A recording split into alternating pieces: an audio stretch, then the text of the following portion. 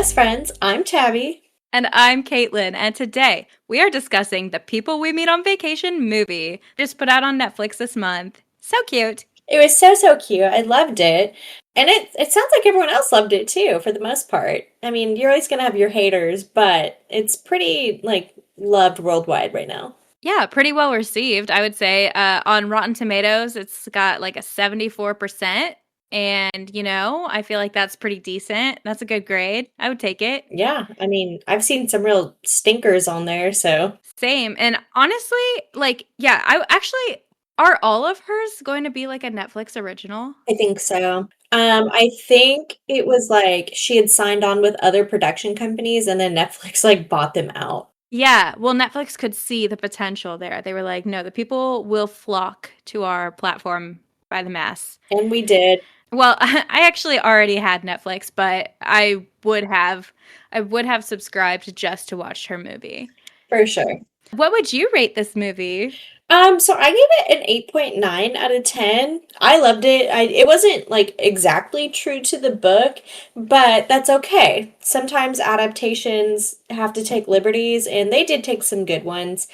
And for those who didn't read the book, it was a fantastic rom-com. I do think some people were a little disappointed with some of the stuff left out, but just looking at it from a rom-com standard, it was really good.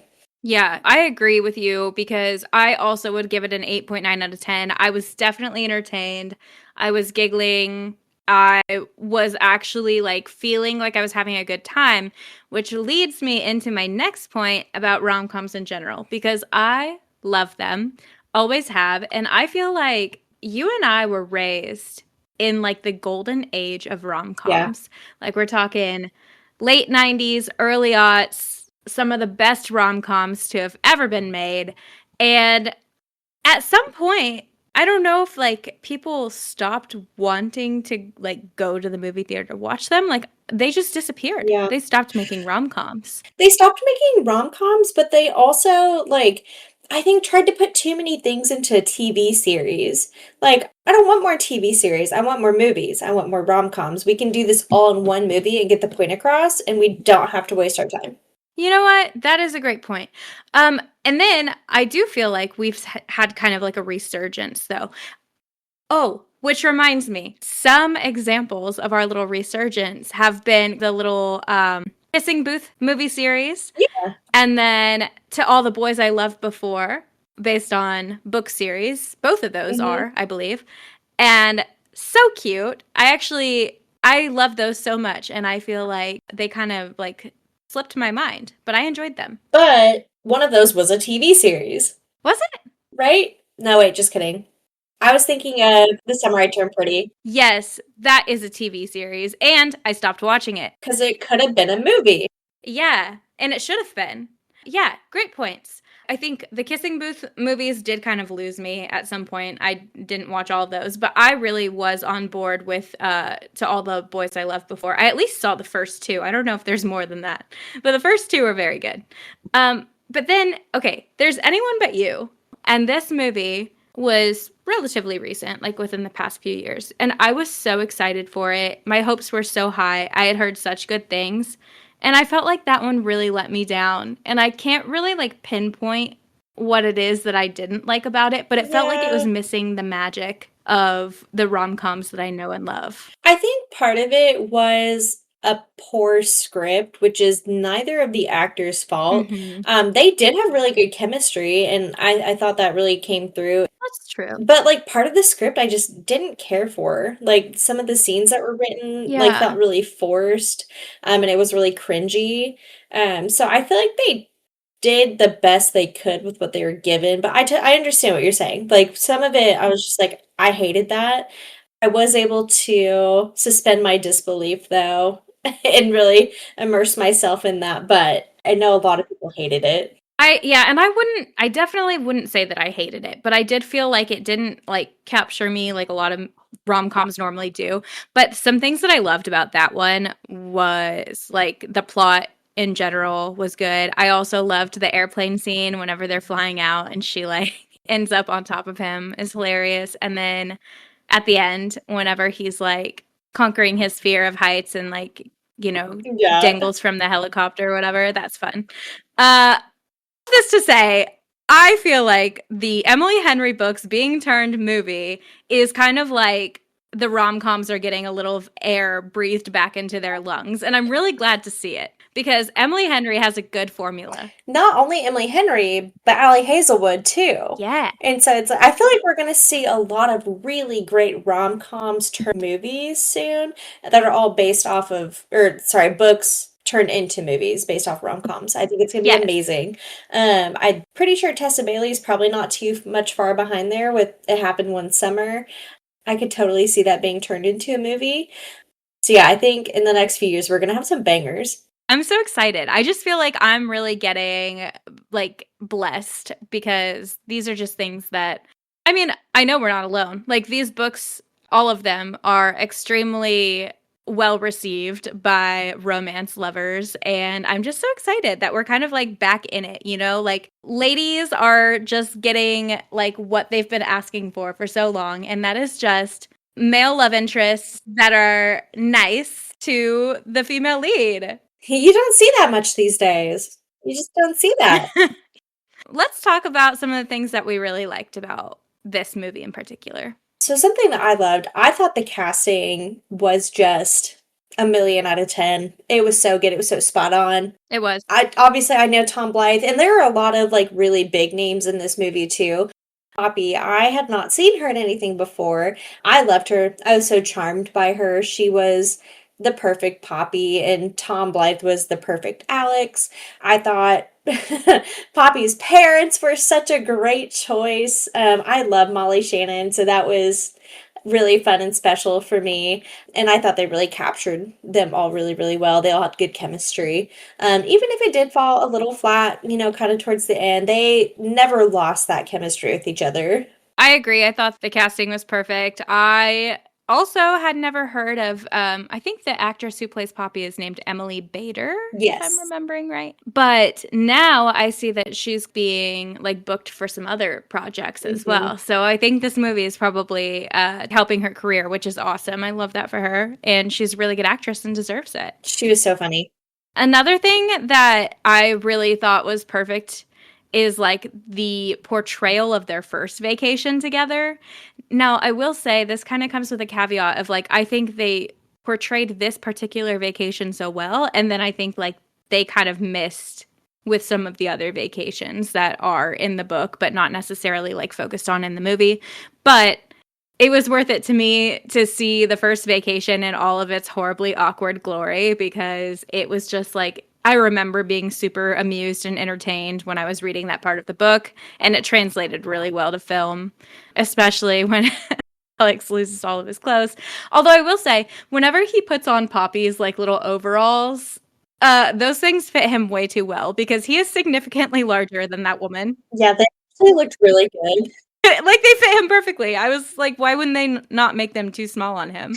I also, which we actually missed this the first time we watched it because we were having a little girls' night and we drank a little bit.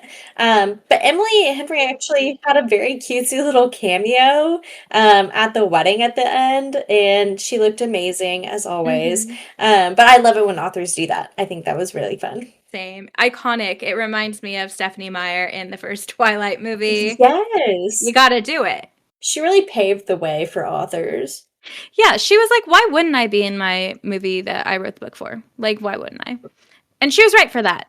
And I didn't realize we had so many things that we didn't like about this book or this movie, Well, but yeah. I was gonna say, let's talk about some of the things that we dislike. Although I will say dislike might be like too strong of a word. Maybe it's just things that we kind of imagined them a certain way and they yeah. didn't happen. Some of them maybe we did actually dislike, but let's get into it. So something that I was really kind of bummed about, they left out some pretty big like character building stuff in this movie. So the first one was Poppy's relationship with Alex's grandmother because they were very close, and I think Alex's grandmother was a pretty big role in Poppy's life. And it helped her kind of understand more about Alex because he was very standoffish and scared of the world, and she just explained a lot of that. And so whenever Alex just casually like mentioned, oh, like my grandma died, that was kind of it. And it was really Yeah. sad. It kind of felt like weird to put it in there at that point. It's like, why are you mourning this woman that we've just heard about? Yeah. At that point, they should have just like cut her from the movie altogether, maybe. Right. And then on top of that, like they didn't really dive into Alex's home life at all. And again, that really explains like why he's the way that he is and like why he loves the way that he does. And I think that's why his character maybe fell a little flat in the movie.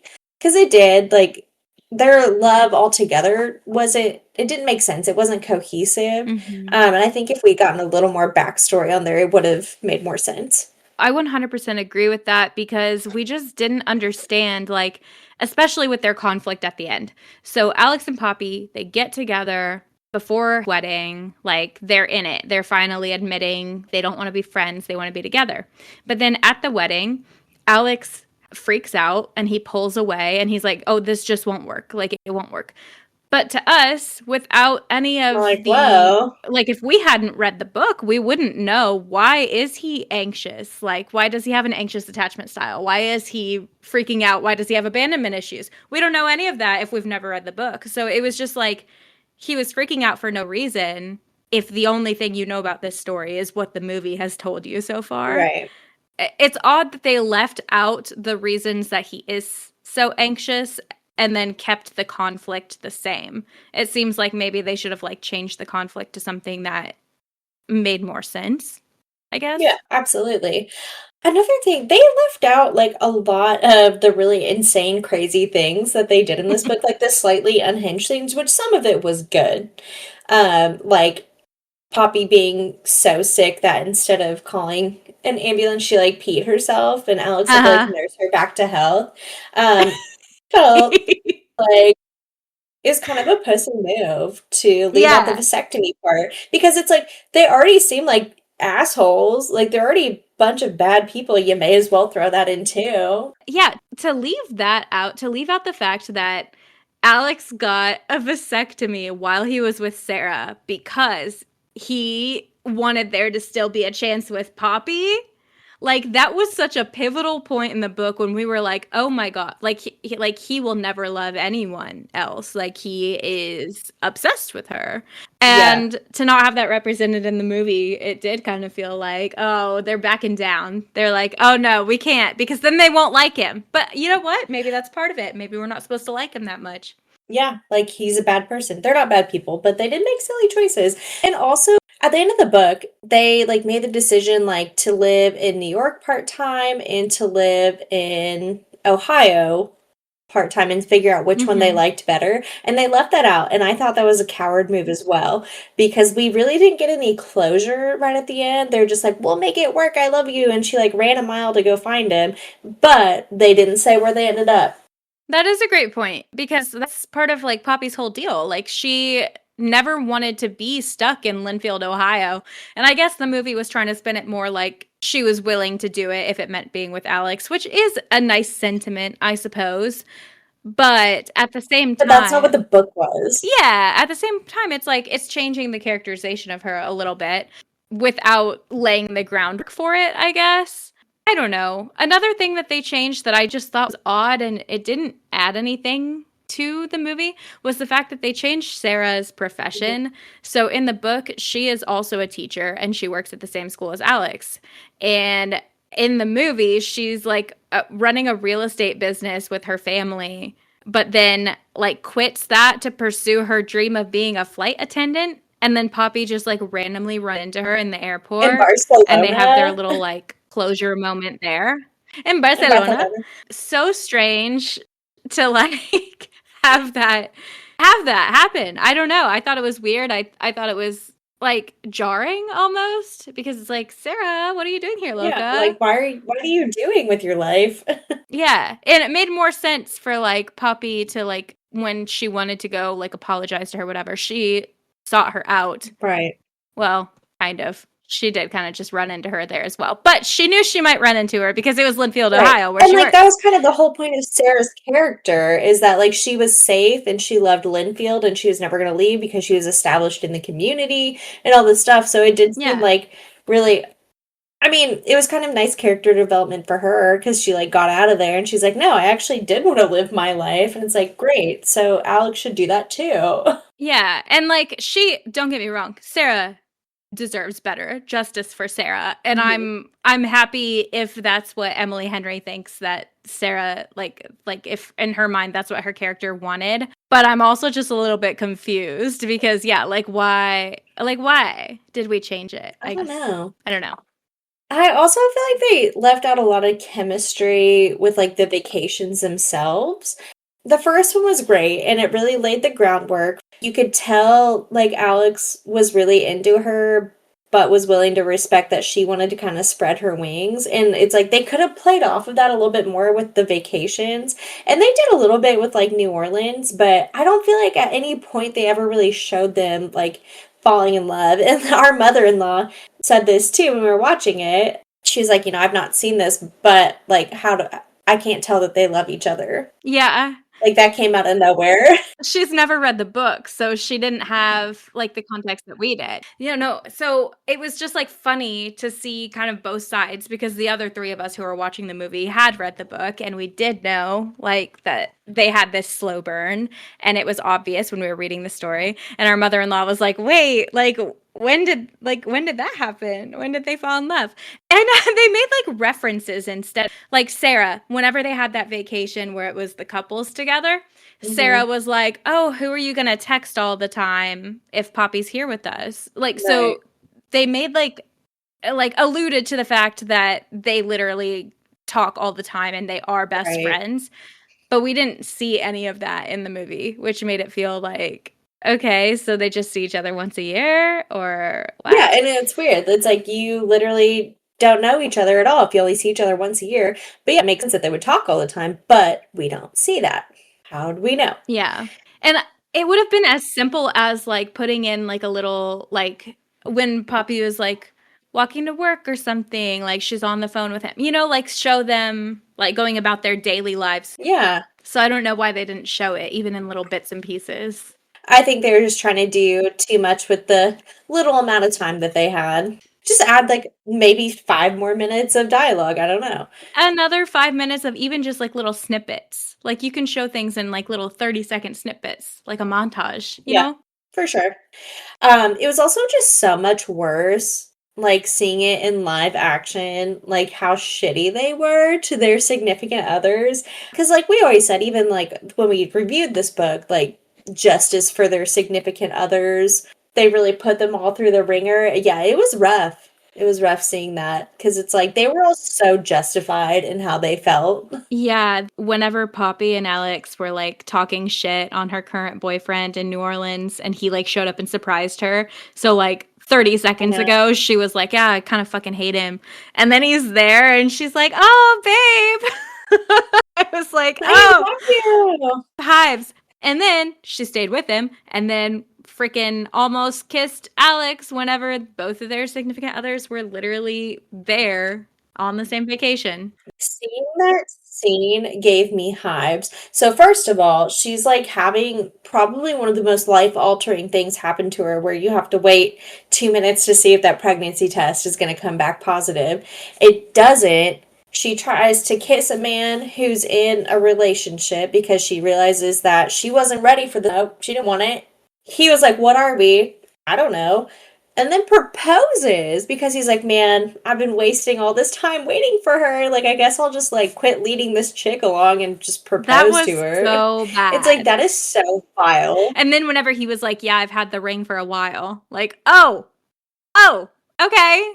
It was rough. But we acknowledge that they like whenever we talked about the book, we talked about this as well. Is like they should be together. Like they're in love with each other. They should be together. But what they should not have done was strung those poor people along and hurt them and lied to them and led them on. That's It fucked. was fucked. And I'm happy for them that it worked out. It sounds like everybody got what they wanted, but like we didn't have to do all that. We did not. Let that be a lesson to you all. If you act like that, people are going to call you on your shit. They're going to say you're a dick and you deserve it. I'm so excited for us to revisit this conversation when Funny Story does hit the big screens. Yeah, because we're going to be coming at them harder. We're going to be like, you see what you look like to other people? Alex and Poppy, you look like villains. Villains! Hmm. Thank you for coming to our TED Talk. But also wishing you the best. Hope everything works out well for you. Hope you have a long, happy life together. Okay, so that was our little opinion piece on the movie version of People We Meet on Vacation. Overall, enjoyed it, was entertained. I'm sure we'll watch it again. Can't wait for the others to come out. On February 23rd is when our next full length book discussion episode is going to come out. We are going to be discussing The Night and the Moth by Rachel Gillig. So good. Ooh. It's so good. For those of you who are on the fence about an audiobook versus an actual book, this is one I do think I would recommend the audiobook for. It's just really special. It's very Oh, special. You should listen to it. I think I will then start it on my commute this week. You should. Okay. Because the narrator that they have chosen for it is phenomenal. I love her. She really just adds, I don't know, she adds to the overall vibe of the book, which is very like gothic-y and Ooh. spooky. So yeah, give that one a listen instead of a read. Well, I will. I love it. Like, it's so funny how the actual narrator of the book, of an audiobook specifically, will make or break the experience. Because we have Mhm. seen, not seen, we have heard both ends of the spectrum where Yeah, it both contributes to and takes away from the story. And yeah. it's crazy what a difference it makes. So, yes, go ahead, get started on The Night and the Moth. We'll talk to you next time. And as always, Let's get lit.